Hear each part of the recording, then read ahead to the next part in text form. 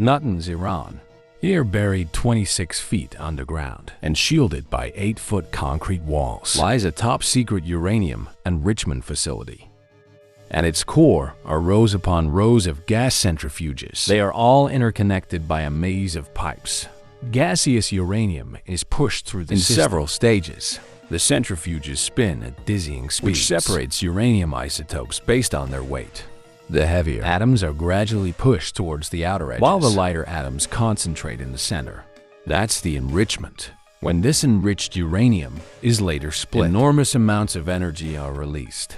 Enriched uranium is the key ingredient to nuclear power plants, or to the deadliest weapon mankind has ever seen.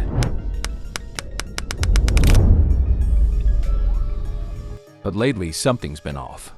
In the past few weeks, centrifuges have been breaking down at an alarming rate. Sure, it's normal to replace them every now and then, but this level of failure is beyond the Iranian scientist can explain.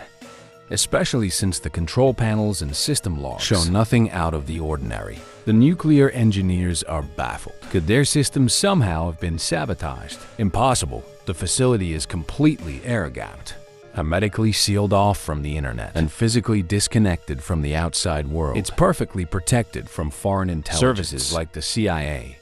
There's no way that anybody could get into these systems, right?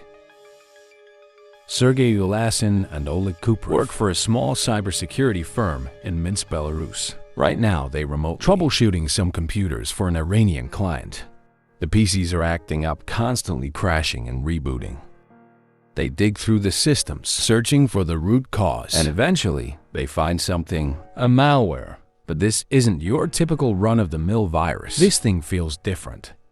It's incredibly sophisticated, unlike anything they've ever seen. It appears to be exploiting a zero-day vulnerability. That's a previously unknown flaw in an operating software program. A zero-day exploit is insanely powerful, because as long as it stays undetected and unpatched by developers, it can be used indefinitely. And the more critical the breach, the more systems can be hacked or infected. 0 days are the holy grail of hacking. Ulasin and Kuprov are stunned and, quite frankly, a bit intimidated. This was not the work of amateurs. Whatever they're looking at reeks of top-tier expertise.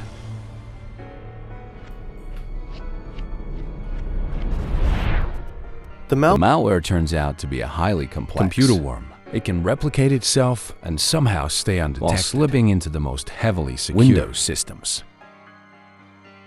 Alarmed, Ulasin and Kuprov email Microsoft to report their troubling discovery. But oddly enough, they get no response. 2 weeks later, they decide to go public. On July 12, 2010, post a warning on his employer's website and an English-speaking online security forum. He shares what they found out about the malware and issues an urgent alert. But the warning comes too late. The worm has already spread far and wide, infecting over 100,000 across more than 100 countries, among them Indonesia, India, Azerbaijan, Pakistan, Malaysia, and the US, but most of all Iran.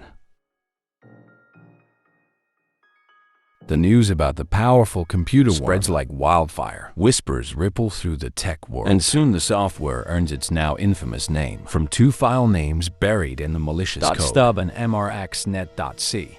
A moniker is born: Stuxnet. Stuxnet. Stuxnet.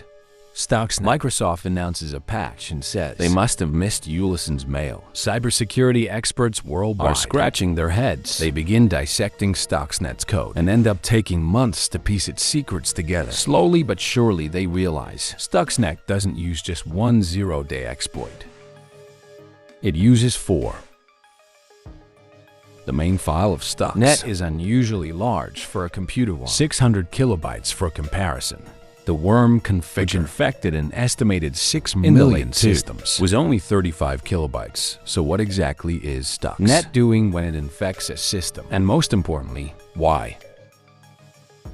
We hope that you will learn something over the course of this video. Not like back in school thing, unbearably boring lessons on some subject that could actually be interesting. We try to wrap information in compelling stories and fun animations when we're not alone. Our friends at have developed an innovative app screen time into growth time. The library features beautifully bite-sized and interactive lessons. You can go for 3-minute quick reads or full-on 80-unit courses. It's flexible, It's useful and makes you feel good. A fantastic replacement for endless doom scroll. The content covers topics like philosophy health and productivity. Personally, we've been hooked on their the course. science of happiness. That shows how small mental shifts can completely change the way you see Looking the at world. your New Year's propositions. Their financial literacy series is another game To make changer. better Financial decisions in the upcoming year. Start your 7-day free trial and get now. 20% off your annual Just subscription. scan the QR code or visit app.com/firm to start 2025 with some powerful new habits. Once Stuxnet infiltrates a system, it first installs a rootkit. Rootkits are collections of tools designed to processes and activities. This allows the malware to remain undetected. The Stuxnet's rootkit operates at the kernel level. It can conceal its presence while taking complete control of the infected computer, even altering core functions of its operating system. The worm specifically targets Windows systems and exploits legitimate digital certificates from trusted companies like Semiconductor and Microsoft. These certificates are essentially stamps of approval that software manufacturers use to verify their programs as safe. By leveraging these certificates, the attackers can bypass a lot of security measurements. Ultimately, one expert notices something extremely odd. Seems to only activate on systems running a specific software called Siemens Step 7 on all other systems. The worm does nothing except spread. The Siemens software is part of an industrial control system designed to work with so-called programmable logic controllers. These devices are widely used in industrial control machines. The whole thing just got even more mysterious. Cybersecurity experts continue dissecting Stuxnet. They uncover that the malware has been active since June 2009, creeping through systems for an entire year. Before anyone noticed during this time, Stuxnet appears to have distinct waves of attack, the first in June 2009, followed by 2 more in March and April 2010. With each wave, the code was slightly tweaked, most likely to render the malware even more aggressive. There are very few entities in the world who could pull this off, and there's one more detail. Stuxnet isn't just attacking any random computer running the Siemens software. It's originally tailored to strike one specific country, whatever Stuxnet is after. It must be worth the enormous amount of effort put into this worm. It must be industrial nature, and it must be located in Iran. In 2002, an Iranian resistance exposes the existence of 2 top-secret nuclear facilities. In Iran, a heavy water plant in Iraq, and a uranium enrichment facility in Natanz. Why does Iran suddenly need so much uranium? Alarm bells go off in the West. Could Iran be working on nuclear weapons? This would violate the Non-Proliferation Treaty, or NPT. That's an agreement signed by the international community in 1968 to prevent the spread of nukes and promote disarmament. Iran appears to be willingly breaking the NPT. The country was supposed to report to the International Atomic Energy Agency, IAEA, but it didn't. The body is responsible for monitoring nuclear activities and preventing the development of nuclear weapons. 1 year after the Natanz site is uncovered, the IAEA sends a team of investors. The Iranian leadership tries to calm things down, insisting the uranium will be used for peaceful purposes to produce nuclear energy. But when the IAEA investigators get to know, they collect environmental samples and find traces of highly enriched uranium. Discovery sets off a chain reaction. The IAEA starts conducting regular inspections. The UN Security Council poses economic sanctions. Years of tense negotiations ensue. Iran's nuclear ambitions cross a red line for many countries, especially for Israel in the US. Once Washington and Iran became bitter enemies after the Islamic Revolution in the 1970s. Meanwhile, Iran has openly positioned itself as Israel's nemesis and directly finances numerous Israeli terrorist organizations. The stakes are clear. Israel and the US are determined to stop Iran's rise to nuclear power by any means necessary. In 2006, then President George is briefed on a top-secret plan. The CIA has come up with a sabotage Iran's nuclear program, working closely with Israeli cyber intelligence. They begin crafting a sophisticated digital weapon. The project is continued under Barack Obama. Its codename, Operation Olympic Games. Quick note: the following part of the story is based on by Dutch investigative journalist Koch, though it cannot fully verify the events independently. They do align with earlier investigations made by other journalists. It's 2007. The CIA is making significant progress on Operation Olympic Games. They've even built a massive replica of Iran's nuclear facility deep in the forest of Tennessee to understand how to sabotage without detection. But they have a major problem. They can't send their own agents to infiltrate the high-security facility at Natanz, so they turn to an ally, the Dutch intelligence service. MV-Day, the plan for the covert operation, is laid out. During a meeting between CIA Michael Hayden and senior MV officials enter Eric van Silba, a Dutch engineer living in Dubai. He works there for a transportation company. He's also an asset for the Dutch Secret Service. And now, he's given what will be the final mission of his life. Van Silba is to install water pumps at the Natanz plant. According to CIA Director Hayden, these pumps contain a technical masterpiece.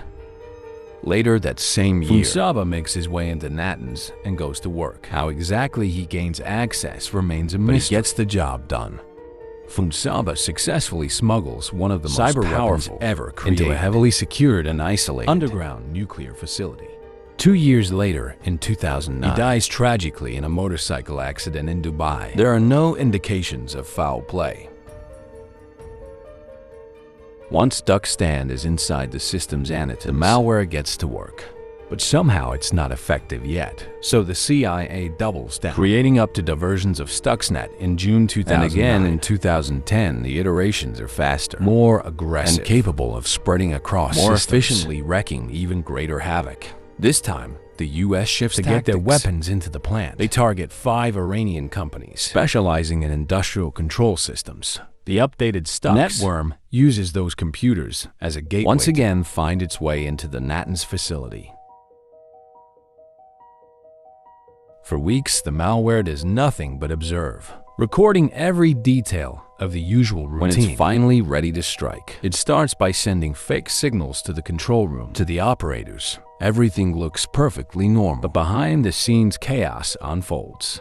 Stuxnet sabotages the centrifuges by taking control of their frequency converters, the systems that regulate motor speeds. Stuxnet starts altering the centrifuge's speeds. The frequency converters usually operate within a safe range of 800 to 1,207 Hz, but Stuxnet pushes that frequency up to 1,410 and then slams it down to a near standstill at just 2 Hz, before stabilizing it briefly at a moderate 1,064 Hz, and then the cycle starts all over again. This constant speeding up and causes extreme wear and tear. In total, Stuxnet is believed to have temporarily disabled at least 1,000 centrifuges at the Natanz plant. Estimates suggest that the malware has set Iran's nuclear program by as much as 2 years. However, some experts are skeptical of that claim. They believe Iran's nuclear efforts were able to recover rather quickly from the attack. Either way, the goal seemed not to have been to destroy the program in one dramatic strike, but to slow it down and buy time. The Stuxnet was never meant to escape the confines of the Iranian nuclear facility, but clearly something went wrong. The problem was most likely a bug in the code. Apparently, Stuxnet infected the computer of an engineer in Natanz. When that computer later connected to the internet outside the facility, the worm failed to recognize the change environment and began spreading worldwide. This global outbreak blew any chance of keeping the weapon under wraps. Given the scale and sophistication of the malware, it didn't take long for experts to suspect a state actor, most likely the United States and the CIA in particular. Leaks would soon back up those suspicions. A U.S. general allegedly shared classified details with the New York Times. To this day, neither the U.S. nor Israel have officially admitted to having been involved in the development and use of the Stuxnet worm. Stuxnet marked a historic first, a digital weapon capable of destroying an industrial facility.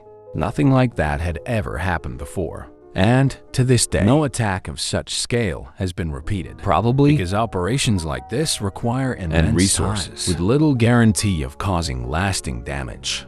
In 2021, another suspected cyber attack hit Iran's nuclear facilities, allegedly orchestrated by Israel. But like Stuxnet, it failed to permanently derail Iran's nuclear ambitions. According to the U.S. Secretary Iran is now dangerously close to having enough material to build a nuclear weapon. Whether they will actually build one remains uncertain. Iran's newly elected president continues to claim the country has no interest in nuclear arms. Imagine a weapon so secret, so powerful, it can silently shut down a nation, spy on anyone, and alter the future of warfare. Or without a single bullet fired. This is the CIA's scariest cyber weapon, and today we're diving into its chilling reality. Text on screen before we begin. Hit like and subscribe to World Echoes, the place where hidden truths come to light. This isn't just about technology. It's about control power and the future of security. Stick with me as I reveal how this weapon is terrifying governments and how it could affect you. Stay tuned, because by the end, you'll never look at cybersecurity the same way again. Transition to host on camera. Welcome back to World Echoes. Today, we're peeling back on a cyber weapon that has the entire world on edge. Developed by the CIA, this tool is designed to infiltrate, manipulate, and control at an unprecedented scale. We're talking about a weapon that can disrupt power grids, steal sensitive data, and even influence international politics without a trace. What makes it truly terrifying is its stealth. It can lie dormant in systems for years undetected, gathering intel and waiting for the perfect moment to strike. Imagine the chaos. A nation's entire infrastructure was compromised in an instant. That's the power we're dealing with here. Now let's delve into how it works. This cyber weapon utilizes advanced algorithms to penetrate the most secure networks, bypasses traditional firewalls and antivirus systems, exploiting vulnerabilities that even the most seasoned security experts might miss. And once it's in, it can spread like wildfire, embedding itself deep within critical infrastructures. Governments around the world are scrambling to respond. Cybersecurity measures are being wrapped up. But the reality is many nations are playing catch-up. The threat of this weapon is reshaping international relations and prompting a new kind of arms race, one fought in the digital realm. So what does this mean for you? In an age where everything is connected, from your phone to your fridge, the line between personal and national security is blurring. The threats we face are no longer digital, physical, and they're everywhere. Stay informed, stay vigilant, and always question what you see and hear. The more we understand the tools of control, the better prepared we are to protect ourselves. Our societies. That's it for today's deep dive into the CIS scariest cyber weapon. If you found this video eye-opening, with a thumbs up, and subscribe to World Echoes for more hidden truths. Until next time, stay safe, stay secure.